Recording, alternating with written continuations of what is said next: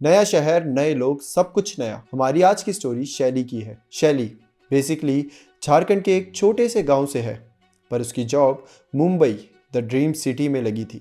शैली एक call centre पर जॉब करती थी और घर को फाइनेंशियली सपोर्ट करने के लिए मुंबई में शिफ्ट हो गई थी। मुंबई में जाने के बाद शैली को काफ़ी अच्छी जॉब भी मिल जाती है और रहने की जगह भी, जो कि मुंबई में मिलना बहुत मुश्किल थी। पर शैली को जगह मिल चुकी थी क्योंकि वो एक चॉल में रहती थी। मुंबई में शैली की जिंदगी काफ़ी अच्छी चल रही थी, लेकिन एक रात की बात है जब शैली के साथ वो घटना होती है। एक ऐसी घटना जिसने शैली की पूरी ज़िंदगी बदल के रख दी। उस घटना के बाद शैली आज भी अगर उससे रिलेटेड जगह जाती है तो उसके लाइफ के वो 4 साल पहले वाला इंसिडेंट एकदम फ्रेश हो जाता है। और वो जगह थी ठाणे रेलवे स्टेशन।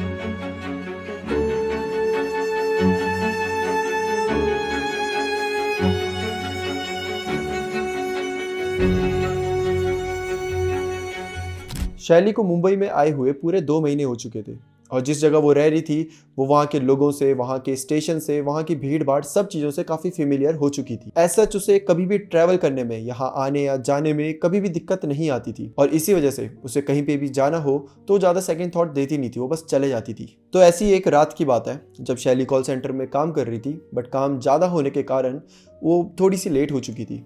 बट शैली को ज़्यादा कोई दिक्कत थी नहीं, उसे पता था कि मैं लेट होने वाली हूँ। तो वो बैकअप प्लान, मतलब ऐसे वो ट्रेन से ट्रैवल करती थी, बट बैकअप प्लान के लिए एक कैब थी, मतलब कि कैब ड्राइवर से बात करके रखी थी। और यहाँ मैं बता दूँ कि कैब ड्राइवर कोई अनजान व्यक्ति नहीं, बल्कि शैली की चौल में रहने वाला उसी का दोस्त था। तो उसे बोल देती है कि यार अगर मैं लेट हुई तो मैं तुझे बता दूँगी, प्लीज़ मुझे लेने आ जाइए और फिर हम दोनों साथ ही आ जाएंगे। तो उसका दोस्त पहले तो हाँ कह देता है, लेकिन अराउंड 10:30 बजे सिद्धेश, जो कि कैब ड्राइवर था, वो शैली को मैसेज करता है कि यार शैली, मैं आज तुझे ड्रॉप नहीं कर पाऊंगा क्योंकि किसी पार्टी को छोड़ने मुझे वापी यानी कि गुजरात जाना पड़ रहा है। मैं चाह कर भी उन्हें टाल नहीं सकता। शैली ये मैसेज पढ़ती है तो वो ज़्यादा स्ट्रेस नहीं लेती क्योंकि जो स्टेशन था वो शैली के जहाँ कॉल सेंटर था उससे बस 4 किलोमीटर दूर था। तो वो सोचती है कि कोई बात नहीं, मैं खुद से स्टेशन चले जाऊँगी, ठीक है। अब वो बाहर निकलती है अपने कॉल सेंटर से तो देखते हैं कि अगल बगल ज़्यादा गाड़ियाँ थी नहीं, और जो थी वो मतलब प्राइवेट थी, वो रुक नहीं रही थी और कोई भी ऐसे कैब या ऑटो वाटो कुछ था नहीं। तो क्या करती है कि पैदल ही जाने लग जाती है। वो 4 किलोमीटर पैदल चलती है और स्टेशन में चले जाती है। और जैसे ही वो स्टेशन पहुंचती है वो देखती है कि उसकी ट्रेन उसी के आंखों के सामने से जा रही थी। शैली ऑल्दो पकड़ने की कोशिश करती है, बट शैली लेट हो चुकी थी, ट्रेन अब चले जाती है। शैली सोचती है कि अरे यार शिट, अब ट्रेन भी चले गई, अब मेरा दोस्त भी नहीं है, तो अब क्या करा जाए। अब शैली यहाँ पर थोड़ा सा स्ट्रेस लेना शुरू करती है क्योंकि जिस स्टेशन में वो थी वो था ठाणे रेलवे स्टेशन और वो पूरी तरीके से खाली था। अगल बगल कुछ लोग थे बट वो भी दारूबाज से लगे थे, मतलब शराब पी के यहाँ वहाँ पड़े हुए थे, कुछ लोग ऐसे ही खड़े थे, मतलब आदमी थे सारे, लड़की तो कोई दूर दूर तक नहीं थी। और ऊपर से इतना खाली स्टेशन इतनी रात को, सेफ तो बिल्कुल फील नहीं हो रहा था शैली को, खासकर उस स्टेशन में जिसमें उसने आज तक भीड़ ही देखी है, मतलब अनगिनत लोग देखे हैं। उस स्टेशन में किसी को सांस लेने की भी फुर्सत नहीं होती, इतना भरा हुआ स्टेशन, इतना क्राउडेड स्टेशन। और अब रात को वही स्टेशन एकदम खाली था, एकदम पिन ड्रॉप साइलेंस। अगर आवाज़ आ रही थी तो उन आदमियों की आ रही थी, कोई शैली को देख रहा था, कोई उसे देख के दूसरे आदमी को देख रहा था, देख देख वो देख लड़की, ऐसे ऐसे टाइप की चीज़ें हो रही थी और शैली को बहुत ज़्यादा अनकंफर्टेबल फील हो रहा था। शैली जाती है और लोगों से पूछती है कि भाई बता दो अब अगली ट्रेन कब आएगी। तो वो बताते हैं कि 1:30 बजे अब अगली ट्रेन आने वाली है। ओके, अब शैली के पास करीबन 1.5-2 घंटे थे वहाँ पर वेट करने के लिए, उसके पास कोई ऑप्शन भी नहीं था। तो बस स्टेशन में बैठ जाती है और वेट करने लग जाती है। कैसे तो करके अपने फ़ोन में लग जाती है, अपने आप को डिस्ट्रैक्ट करती है और बस फ़ोन में लगे हुए अपना काम कर रही थी कि तभी उसे एक आवाज़ सुनाई देती है। ये आवाज़ थी किसी के चलने की। शैली जब मुड़कर देखती है तो देखती है कि उसके पीछे एक औरत चल के आ रही है। उसने येलो कलर का सूट पहना होता है और शैली समझ जाती है कि ये भी मेरी तरह ही कॉल सेंटर में काम करती है क्योंकि उस औरत ने भी एक आई कार्ड पहना हुआ था। शैली उसे देखकर थोड़ा रिलैक्स फील करती है, ये सोचकर कि चलो वो अकेले नहीं है। शैली अब उठकर उस लड़की के पास जाने लगती है कि शैली देखती है कि वो लड़की ऑलरेडी शैली को देख रही थी और उसे देखकर मुस्कुरा रही थी। शैली को लगता है कि चल ठीक है, अपन थोड़े फ्रेंड्स बन जाते हैं और कैसे तो करके यहाँ पे अब 2 ही लड़कियाँ हैं और वो भी वही फील कर रही है जो मैं कर रही हूँ, वही अनकंफर्टेबल और अजीब सा। तो क्यों ना हम साथ में ही बैठ के आराम से अपना टाइम पास करते हैं। तो शैली उसे देखती है तो शैली देखती है कि वो उसे ही देख रही थी और उसे देखकर मुस्कुरा रही थी। तो शैली उसे देखकर ऐसे ऐसे करती है कि मतलब आ जाओ मेरे पास आ जाओ। तो वो लड़की नहीं आती, वो बस शैली को देख रही है दूर से और बस मुस्कुरा रही है। तो शैली थोड़ी ज़ोर से बोलती है कि बहन यहाँ आ जाओ, यहाँ सीट खाली है, यहाँ बैठ जाओ। शैली एक बेंच में बैठी हुई थी। ये जैसे ही बोलती है वो लड़की भी शैली को देखकर अब शैली के पास आ जाती है और उसके बगल में आकर बैठ जाती है। शैली उसे जब देख रही थी तो उसे थोड़ी सी चीज़ें अजीब लग रही थी। चीज़ें अजीब क्या थी कि वो जो लड़की थी वो पलकें झपका ही नहीं रही थी, बस शैली को देखे जा रही है, कॉन्स्टेंटली देखे जा रही है और मुस्कुराए जा रही है। एक बार भी उसने अपनी आइज़ ब्लिंक नहीं करी थी। पर शैली इस चीज़ पर ज़्यादा ध्यान नहीं देती, ये सोच कर कि शायद वो ज़्यादा सोच रही है। वो लड़की शैली के बगल जाकर बैठ जाती है और ट्रैक की तरफ देखने लगती है। शैली थोड़ा सा कन्वर्सेशन स्टार्ट करने के लिए उससे पूछती है कि तुम कहाँ जा रही हो, पर वो जवाब में कुछ नहीं बोलती। शैली को लगता है कि शायद वो थोड़ी इंट्रोवर्टेड हो या फिर शायद मैंने एकदम डायरेक्ट पूछ लिया, उसे अच्छा ना लगा हो। तो शैली नॉर्मली बोल देती है कि मैं तो कल्याण जा रही हूँ, और तुम? जिस पर वो लड़की बोलती है कि मैं भी कल्याण जा रही हूँ। ये सुनकर शैली और खुश हो जाती है कि चलो यार, अब कल्याण तक ही ये साथ है तो बढ़िया है, कम से कम कोई तो साथ है, अब मैं अकेली तो नहीं हूँ। शैली अब मुस्कुराकर बोलती है कि चलो फिर सही है, हम दोनों साथ चलेंगे। जिस पर वो लड़की जो कि अभी स्टेशन को देख रही थी, वो ऐसे मुड़कर शैली की तरफ देखकर बड़ी क्रीपी सी स्माइल देती है और बोलती है, मैं चलूँ तुम्हारे साथ? शैली को बड़ा अजीब सा लगता है उसकी ये क्रीपी सी स्माइल और ये क्वेश्चन सुनकर। पता नहीं क्यों शैली की पूरी बॉडी पूरी तरीके से ठंडी हो चुकी थी। एक अजीब सी सेंसेशन थी जो उसकी पूरी बॉडी में चल रही थी। शैली शायद उसे मना करना चाहती थी, पर वो हाँ कर देती है। शैली उस लड़की की आंखों को देख रही थी। उसकी आंखों को देख के लग रहा था जैसे कि मानो उसके शरीर में कोई जान ही नहीं है। ना वो पलकें झपका रही थी, ना वो कोई रिएक्शन दे रही थी, सिर्फ एक क्रीपी सी स्माइल के साथ सिर्फ शैली को देखे जा रही थी। शैली भी उसकी बेजान सी आंखों में एकदम हिप्नोटाइज सी हो जाती है। तभी उसे ट्रेन के हॉर्न की आवाज़ आती है और फिर शैली टाइम देखती है। टाइम देखते तो 1:15 हो रहे थे, लेकिन ट्रेन तो 1:30 बजे आने वाली थी। शैली अब आगे चल के ऐसे ट्रैक की तरफ देख रही है कि ट्रेन आ रही है, कहाँ है। तो दूर दूर तक कोई भी ट्रेन नहीं थी, मगर उसे प्रॉपर आवाज़ आ रही है ट्रेन के आने की। ऐसा लग रहा है कि वो जो ट्रेन है वो करीब आ रही है, हॉर्न बज रहा है, उसके आने की आवाज़ आ रही है। इनफैक्ट जब ट्रेन आती है तो थोड़ी सी वाइब्रेशन सी फील होती है। शैली को वो वाइब्रेशन भी फील हो रही थी, मगर ट्रेन दूर दूर तक नहीं दिख रही थी। शैली को बड़ा अजीब सा लगता है कि यार ये क्या सीन है। शैली जैसे ही मुड़कर बेंच की तरफ बैठनी चाहती है, वो देखती है कि वो जो लड़की थी जो उसके जस्ट बगल में बैठी हुई थी वो अब वहाँ नहीं है। शैली हैरान हो जाती है कि यार ये लड़की कहाँ गई। शैली अब आगे पीछे हर जगह देख रही है, लेकिन वो लड़की कहीं नहीं दिख रही। और इतना बड़ा रेलवे स्टेशन था, अगर वो लड़की उठ के कहीं गई भी होगी तो दिख जाएगी। ऐसा नहीं है कि वो जस्ट गायब हो जाएगी, मगर इधर वो गायब हो चुकी थी। शैली अपना माथा पकड़ लेती है कि यार ये क्या चल रहा है। मुझे आवाज़ सुनाई दे रही है बट ट्रेन नहीं आ रही, मुझे लड़की दिखाई नहीं दे रही जो अभी जस्ट मेरे बगल में बैठी हुई थी। 2-3 मिनट में वो कहाँ ऐसे गायब हो गई, ऐसा क्या भाग के गई वो। शैली को कुछ समझ ही नहीं आ रहा कि चल क्या रहा है। शैली को अब डर लगने लगा। एक तो वो लड़की जिसकी क्रीपी सी स्माइल थी, वो ट्रेन जिसकी आवाज़ तो आ रही है मगर दिखाई नहीं दे रही। शैली की हार्ट बीट तेज़ हो गई थी, उसके हाथ शिवर कर रहे थे। उसे समझ ही नहीं आ रहा था कि उसके साथ क्या हो रहा है। वो बेंच के पास जाती है और डरते डरते चारों तरफ उस लड़की को खोजते हुए बैठ जाती है, ये सोचकर कि कहीं वो दिख जाए, पर वो लड़की उसे कहीं नहीं दिखती। शैली ये सब सोच रही थी कि कहीं ये सब उसका वहम तो नहीं, मगर कोई वहम इतना रियलिस्टिक कैसे हो सकता है। अब शैली ये सब सोच रही थी कि उसे अचानक से एक और आवाज़ सुनाई देती है। शैली को सुनाई देता है जैसे कि बहुत सारी भीड़ है, जैसे कि रेलवे स्टेशंस में होती है, जो कि दिन के टाइम में होती है। बहुत सारी भीड़ है और वो ट्रेन में चढ़ने की कोशिश कर रही है। ये सारी आवाज़ें शैली को सुनाई दे रही है, मगर स्टेशन तो पूरी तरीके से खाली था। भीड़ तो छोड़ो, वहाँ पे मुश्किल से 4-5 लोग थे और वो भी अपनी धुन में कहीं बैठे हुए हैं, कहीं सो रहे हैं। तो शैली को कुछ समझ नहीं आ रहा। वो इतना ज़्यादा डर गई है कि बस वो अब स्टेशन से बाहर जाने को सोच रही है कि मैं बस यहाँ से चले जाऊँगी, बाहर कैब वैब करके कैसे भी चले जाऊँ, बट मुझसे यहाँ नहीं रहा जाएगा।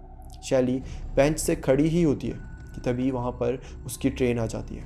1:30 बज गए होते हैं। शैली को थोड़ा सा रिलैक्स फील होता है। वो जाती है और अपने ट्रेन के अंदर बैठ जाती है। जब वो ट्रेन के अंदर बैठती है तो उसके काउच में मुश्किल से 5 या 6 लोग थे।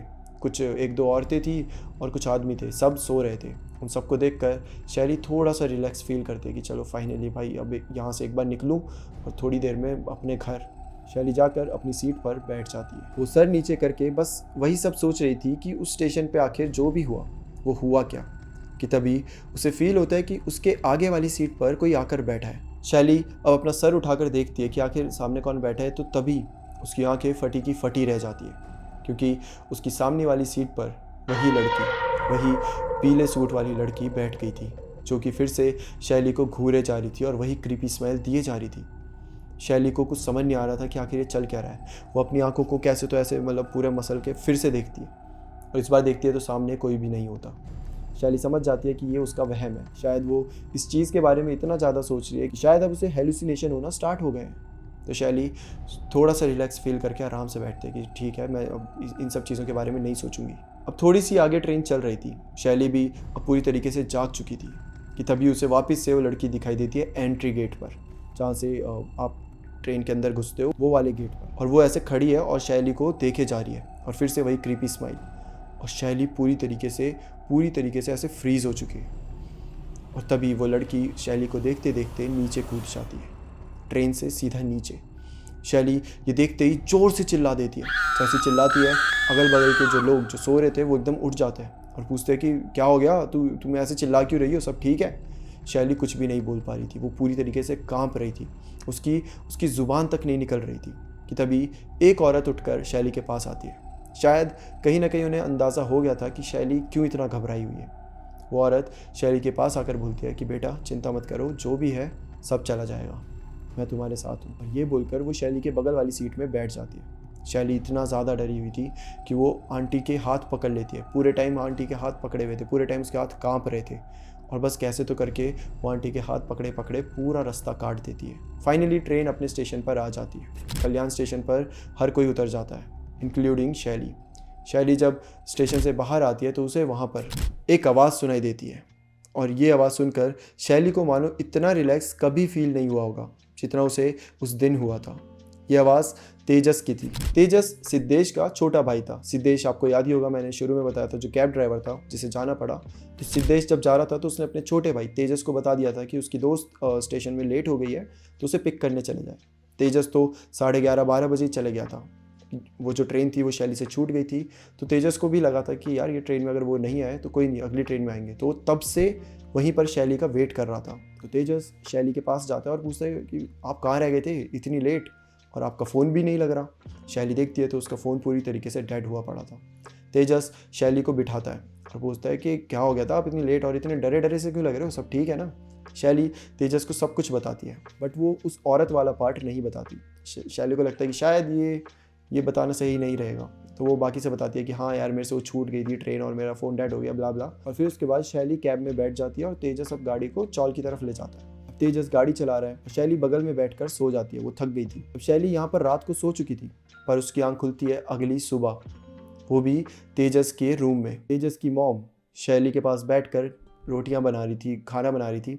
और तब शैली उठती है। शैली बोलती है कि मैं यहाँ पर मैं सो गई थी। तेजस बोलता है कि आप सो नहीं गए थे, आप बेहोश हो गए थे। आपको हमने बहुत जगाने की कोशिश करी चौल में पहुंचकर, पर आप बिल्कुल भी जाग नहीं रहे थे, और इसी वजह से मेरी मॉम और मैंने आपको फिर अपने रूम में ले आया और फिर मॉम ने तब से आपका ध्यान रखा है। अब शैली बोलती है कि पता नहीं, शायद थोड़ी सी वीकनेस होगी या फिर ज़्यादा काम कर लिया था मैंने कल रात को, तो पर ठीक है कोई नहीं, अब मैं अच्छा फील कर रही हूँ। और ये बोलकर शैली अब अपने रूम में आ जाती है। जब वो रूम में आती है तो उसे एक बड़ी अजीब सी बदबू आ रही थी, बहुत गंदी सी। शैली को लगता है कि शायद कोई चूहा मर गया होगा। ठीक है, शैली अब थोड़ा साफ़ सफाई करती है। उसे चूहा तो कहीं नहीं दिखता, उसे समझ ही नहीं आ रहा था कि ये बदबू आ कहाँ से रही है। अच्छा, ये जो दिन था ये संडे का था, मतलब कि उसके पूरे ऑफिस की छुट्टी थी। तो शैली बैठकर अब नॉर्मली अपना काम कर रही है और दिमाग में उसके वही लड़की घूमे जा रही है, वही पुरानी रात का पूरा इंसिडेंट उसके दिमाग से जा ही नहीं रहा था। कि तभी वो विंडो के पास जाकर देखती है। उसको ऐसा लगता है जैसे कि विंडो से उसे कोई देख रहा है। और जब वो अपनी विंडो के पास जाकर देखती है तो विंडो से बाहर का पूरा ग्राउंड था वो नज़र आता था। ग्राउंड तो क्या, बाहर का खाली एरिया था। और जब वो देखती है तो उसे दिखता है कि बाहर वही लड़की, वही येलो सूट वाली लड़की खड़ी थी और वो शैली को घूरे जा रही थी। और बड़ी क्रीपी सी स्माइल, वही गंदी सी क्रीपी सी स्माइल फिर से शैली को देखकर पास कर रही थी। शैली वो देखकर पूरी तरीके से हिल जाती है। उसे समझ ही नहीं आ रहा कि भाई ये लड़की पीछा क्यों नहीं छोड़ रही, आखिर ये है कौन और ये हर जगह क्यों दिख रही है। शैली यही सोच ही रही थी कि तभी उसे ऐसा लगता है जैसे कि उसके पीछे कोई है, किसी की प्रेजेंस उसे फील होती है। और कहीं ना कहीं शायद शैली समझ भी जाती है कि उसके पीछे कौन है, और जब वो मुड़कर देखेगी तो उसे क्या देखने को मिलेगा। इसी वजह से शैली अपनी आंखें बंद करके बस वहाँ बैठ गई है और बस रोए जा रही है। वो बोल रही है कि कौन हो तुम, क्यों मेरे पीछे पड़ गई, तुम्हें क्या चाहिए, ये बोले जा रही है और बहुत ज़ोर से चिल्लाने लग जा रही है, बहुत ज़ोर से, इतनी ज़ोर से कि अगल बगल के पड़ोसी जो भी चौल वाले थे सब भागे हुए शैली के रूम के बाहर आ जाते हैं। उनमें से एक था तेजस और उसकी मॉम। तेजस को शैली की आवाज़ें जब सुनाई देती है तो वो सीधा रूम का दरवाज़ा तोड़ देता है और अंदर आ जाता है। शैली पूरी तरीके से हेड डाउन करके मतलब इस पोजीशन में बैठी होती है। तेजस शैली को पूछता है कि आप ठीक तो हो, आपको क्या हुआ, आप इतना चिल्ला क्यों रही हो? शैली कुछ भी नहीं बोलती। फिर अचानक से उसकी माँ जब शैली के पास आती है तो शैली एकदम से अपना चेहरा ऊपर करती है। थी तो वो शैली, पर ऐसा लग रहा था जैसे वो शैली है ही नहीं। ऐसा लग रहा था उसकी उसकी बॉडी में किसी और की ही आत्मा है।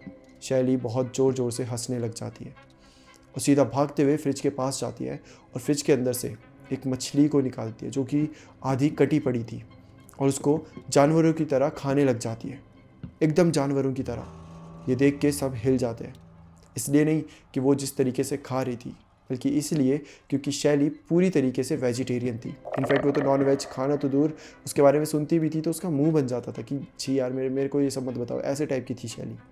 तो यहाँ पर वो मछली को बहुत बुरी तरीके से खा रही थी और हंस रही थी, चिल्ला रही थी और खाए जा रही थी, यहाँ वहाँ भागे जा रही थी। ये सब देखकर अड़ोस पड़ोस वाले जो भी उसके रूम में थे सब बहुत ज़्यादा डर चुके थे। कहीं ना कहीं सबको ये पता चल चुका था कि शायद ये जिस्म तो शैली का है मगर उसके अंदर आत्मा किसी और की। जब ये सब हो रहा था तो उस वक्त वहाँ पर सिद्धेश भी आ जाता है, तेजस का बड़ा भाई, शैली का जो दोस्त था। सिद्धेश वहाँ पर आकर शैली की ये हालत देखकर खुद बहुत ज़्यादा घबरा जाता है। सबको समझ आ चुका था कि शैली के साथ ज़रूर कुछ एबनॉर्मल हो रहा है। सिद्धेश अब तेजस से सारी बात पूछता है, पर जैसा कि शैली ने इन दोनों को वो लड़की वाली बात बताई ही नहीं थी तो इन दोनों को भी उसका कोई आइडिया था नहीं, तो वो सिद्धेश को भी ज़्यादा कुछ बता नहीं पाते। अब सिद्धेश शैली को पकड़कर उसे किचन से बाहर लाने लगता है। शैली जो कि एक दुबली पतली सी लड़की थी, सिद्धेश के पसीने छूट जाते हैं उसे किचन से बाहर निकालने में। ऐसा लग रहा था जैसे कि शैली नहीं बल्कि वो किसी बहुत हट्टे कट्टे इंसान को बाहर ला रहा हो। और कैसे तो करके बहुत मशक्क़त करके सिद्धेश फाइनली शैली को किचन से बाहर ले आता है और उसके बाद शैली को एक बेड पर बिठा देता है। ये लोग आपस में सोच ही रहे थे कि आखिर क्या करें। तब तक शैली अपनी पूरी बॉडी को अजीब तरीके से मोड़ देती है, मानो कि उसकी बॉडी में हड्डी ही नहीं हो। ये देख तेजस की माँ पूरी तरीके से श्योर हो जाती है कि शैली के साथ कुछ तो बहुत गलत हुआ है। वो सिद्धेश को बोलकर एक पंडित जी को बुलवाती है। जब तक पंडित जी आते हैं शैली पूरे चौल में हड़कंप मचा देती है। कभी वो खुद ही का सर दीवार से भिड़ा देती, कभी खुद को दांत से काट देती, और कोई उसके पास जाता तो वो उसे हार्म करती, वो उसे नोच देती। इसीलिए तेजस और सिद्धेश ने काफ़ी मशक्क़त के बाद उसके हाथ पैर दोनों बांध दिए थे। शैली जब बंध जाती है तो उसके मुंह से अजीब सा दूध जैसा निकलने लग जाता है। ऐसा लगता है जैसे किसी ने जहर खा लिया हो और जहर खाने के बाद कुछ झाग सा अजीब सा निकलने नहीं लग जाता, ऐसा कुछ शैली के मुंह से निकल रहा था। पंडित जी जब आते हैं तो शैली को देखते हैं और बिना कुछ बताए ही समझ जाते हैं कि आखिर शैली के साथ क्या हुआ है। वो शैली के हाथ में एक कलावा बांध देते हैं जिससे शैली की बॉडी रिलैक्स हो जाती है और जो उसके मुंह से वो झाग सा निकल रहा था वो निकलना भी बंद हो जाता है। उसके बाद पंडित जी वहाँ पर एक गोला बनाते हैं जिसके बीचों बीच शैली को बिठा दिया जाता है और फिर वहाँ पर वो मंत्र उच्चारण करने लग जाते हैं। जैसे वो पंडित जी मंत्र पढ़ने लगते हैं शैली ऐसे आंख बंद करके हंसने लग जाती है और धीरे धीरे बहुत ज़ोर से हंसने लग जाती है। शैली की आंखें पूरी तरीके से सफ़ेद हो चुकी थी। वो पंडित शैली को पूछते हैं कि तुम क्यों हो इस बच्ची के साथ, तो वो बोलती है मैं खुद नहीं आई हूँ, इसने मुझे साथ चलने को कहा और अब मैं इसके साथ आ चुकी हूँ। अब मैं इसे छोड़कर कभी नहीं जाऊँगी। और ये बोलकर शैली वापस से बेहोश हो जाती है।